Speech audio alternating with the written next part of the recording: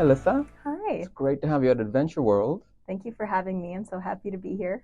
Now, you're the Director of Conservation at Polar Bears International. Can you tell us a little bit about the cause? Yeah, so Polar Bears International is the only nonprofit in the world who is solely focused on conserving wild polar bears. And we do that through a mix of research, education, and media, really trying to understand polar bears and what we need to do for them, and then help people love polar bears so that they can help us keep polar bears in the wild. Now, I've read your background, and I know your wildlife crusade started in British Columbia, Canada. Can you tell me a little bit about that? Yeah, I grew up in British Columbia in the mountains and was surrounded by wildlife, including bears. But when I went into school to be a biologist, I really focused on the little things for a long time. I did a lot of mouse research, I studied toads, and I helped with badgers and all sorts of little things. And when I got the opportunity to go to grad school and research polar bears, I couldn't say no. It's a little different, but it's been amazing. Absolutely. Now, tell us a little bit more about the cause because we're hearing with global warming, ice caps melting, and two-thirds of the world's polar bears are located in Canada. What is the actual impact and cause that is happening in the region? Right, the main impact on polar bears through this climate change is the loss of their Arctic sea ice habitat. So as the world is warming, the sea ice isn't available as much as it used to be. And so in many parts of Canada in particular, we're seeing polar bears that are being forced to spend longer periods of time on land. Now, they're already adapted to spend some time on land, but as we keep pushing their boundaries, it's getting harder for them. And it really boils down to eating less food. They need that ice to access seals, which is their main prey. So when they don't have ice, they don't have that high calorie food. They're getting smaller, they're not having as many cubs, and they're not able to get as many cubs from being little up into the adult population. So we're seeing some populations decline and just overall declining health. So it's making us concerned about the bears, and we know that we need to act now to protect that sea ice habitat. Because you have that iconic shot when you think of polar bears hunting for the seals, picking over the ice, so that could be gone, and that's the issue that's driving them to land. That's the number one issue, is that polar bears are losing their Arctic sea ice home and they're not able to hunt those seals on the ice. Polar bears are great swimmers, but they can't outswim a seal, who of course lives its whole life in the water pretty much. So they really do need to use that ice as a platform to sneak up on their prey, like you mentioned. So without that ice, they're, stuck on land, and then they're eating things like eggs and geese and garbage. And none of that is good for a polar bear, and none of that can keep polar bears in the wild long term. And one thing I love about Polar Bears International is that how you blend data, research, and science into helping the polar bears and tagging. Can you tell us a little bit more how that project's going? Absolutely. So to conserve an animal, we need to know about that animal. And for polar bears, that means really understanding their ecology and biology. So in different ways, we support different types of research.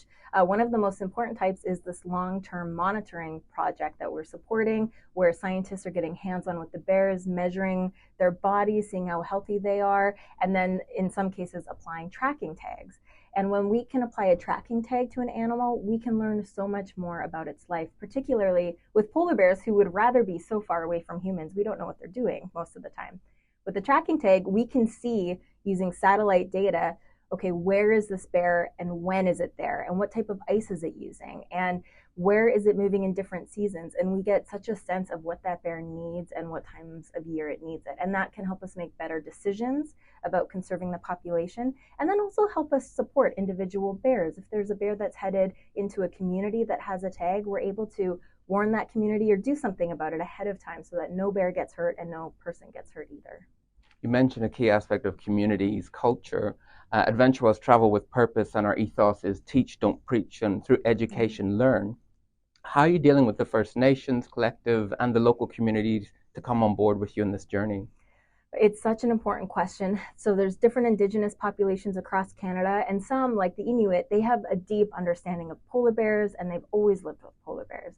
And then we have other First Nations communities in more southern Canada, including the Cree communities, that aren't used to seeing polar bears. So polar bears have always been around, but they were happy, well-fed bears, and they didn't need to come into communities. But with the changes in sea ice now, all of a sudden, polar bears are coming into the garbage dump or coming into hunting camps.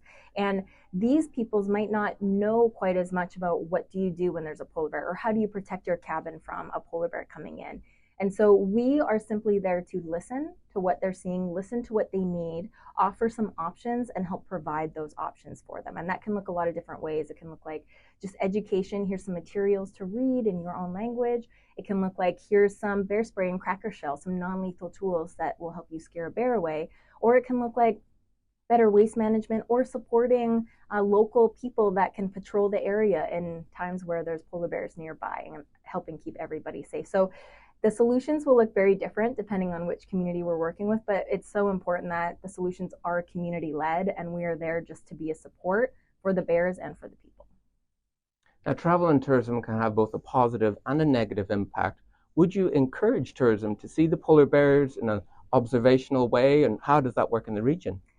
That's a great question. We get that question a lot, and I absolutely would encourage anyone who has the chance to come see a polar bear to please come look a polar bear in the eye. We do believe it changes people. It makes them go back home with stories and love that will continue this conservation ethic throughout their lives and maybe through the lives of their friends and family. There are ways to do it responsibly. We recommend people do their research, go with a local company who's got a good track record, who can keep people safe, keep the bears safe, and there are many ways to view polar bears in a sustainable, responsible way, and please do it if you can. Yeah, we're absolutely great believers in that. We work with World Animal Protection and our non-for-profit Tread Right, our full observation-only wildlife policy, so it's great to see that ethos is shared.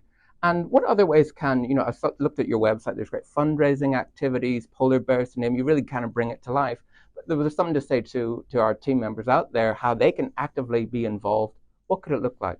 Right, it could look like so many different ways. And that's one of the great things that we try to talk about is every single one of us, no matter what age or background, we all have the best way that we can help support polar bears and climate change, and all of our abilities are different. So some really easy things, check out our website, maybe join our mailing list, plug into what we're doing, see what interests you specifically about polar bears. And if you want to look at more how you can help combat climate change and help all the animals, including polar bears, then you can do things like get involved in your community. You can vote for leaders who care about sustainable energy.